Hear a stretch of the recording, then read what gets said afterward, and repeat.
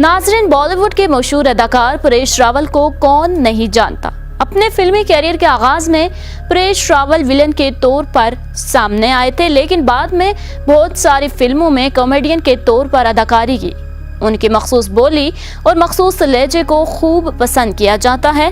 परेश रावल की एक press conference खूब वायरल हो रही है, जिसमें उन्होंने मुसलमानों की खूब तारीफ की है। उन्होंने कहा कि मुसलमान किसी से नहीं डरता सिवाय अल्लाह के। मुसलमान अगर एक हो जाएं तो उन्हें कोई नहीं हरा सकता। जब एक सहाफी ने ये सवाल किया कि क्या आप हिंदू हैं, इस पर उन्होंने कहा नहीं, मैं हिंदू नहीं हूँ। उन्होंने कहा कि 1857 में मुसलमानों के साथ मिलकर हम अंग्रेजों के खिलाफ लड़े। उनका कहना था कि कांग्रेस ने इस कौम को साथ लेने के बजाय अलग रखा, क्योंकि जब हिंदू और मुसलमान एक हो गए तो कांग्रेस के पास कोई मुद्दा ही नहीं रहेगा। मुसलमान कौम सिर्फ अल्लाह और उसके नबी करीम सल्लल्लाहु अलैहि वसल्लम से डरने वाली कौम है। उनका मजीद कहना था कि क्योंकि मुसलमान कौम जज्बाती बहुत है, इसलिए इस कौम को बहका दिया जाता है। सहाफी के एक सवाल के जवाब में उन्होंने कहा कि मौलाना अबू कलाम आजाद ने कहा था कि मुसलमानों को अक़लियत का लक़्ब क्यों देते हो, जो कि एक कमजोरी है, इसकी जरूरत नहीं है। इस बयान के बाद इंतहा पसंद हिंदू परेश रावल के खिलाफ उठ खड़े हुए, खूब हंगामा किया। कहने लगे कि परेश रावल ने इस्लाम कबूल कर लिया, तभी तो मुसलमानों की इतनी तारीफें कर रहा है।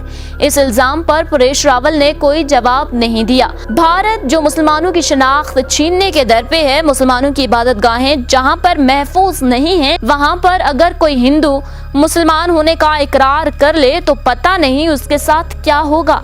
इसलिए बहुत सारे ऐसे लोग मौजूद हैं जो पसे पर्दा इस्लाम कबूल कर चुके हैं, मगर जब उनसे सवाल पूछा जाता है तो ऐसे लोग गोल मोल सा जवाब दे देते हैं, क्योंकि उन्हें पता है कि इकरार करने पर उनके साथ क्या बीत सकती है।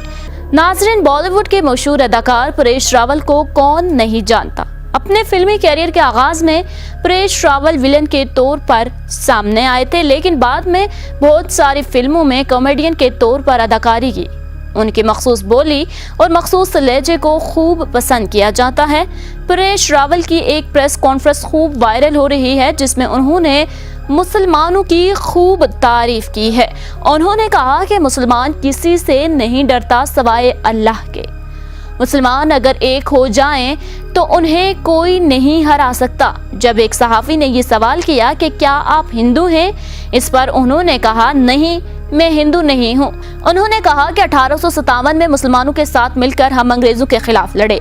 उनका कहना था कि कांग्रेस ने इस कौम को साथ लेने के बजाय अलग रखा, क्योंकि जब हिंदू और मुसलमान एक हो गए तो कांग्रेस के पास कोई मुद्दा ही नहीं रहेगा।